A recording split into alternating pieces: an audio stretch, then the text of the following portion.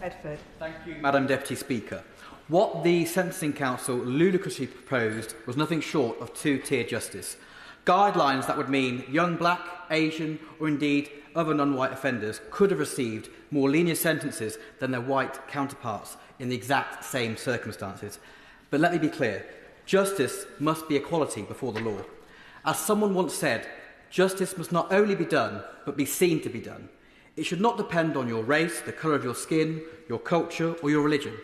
And it's high time we remind the unelected, unaccountable and quite frankly woke quangos that equality means treating everyone the same and not creating one rule for some and one rule for others.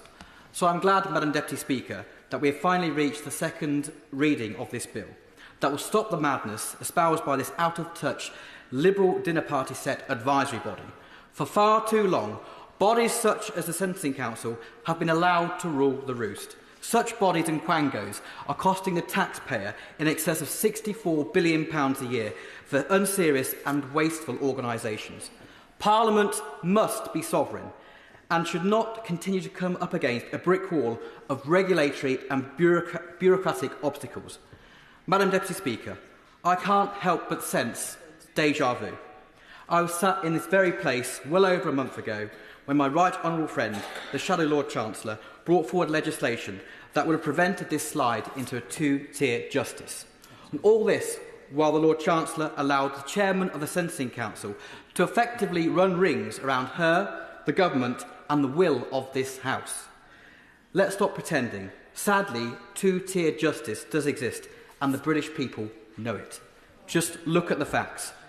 People are being thrown into jail for making stupid comments online, whilst grooming gangs were able to operate unchallenged for fear of cultural sensitivities. This is wrong, and the British people demand that it ends now. And it's not just the courts. Police forces in the UK have been caught blocking white applicants from jobs, not based on ability, but merely based on the colour of their skin. How on earth did we get here? This is the country of the Magna Carta, the birthplace of common law. Some of the greatest legal minds the world has ever seen. Yet, we have an unelected quango, proposed guidelines that is openly discriminatory, and where equality before the law has been replaced by ideology over fairness.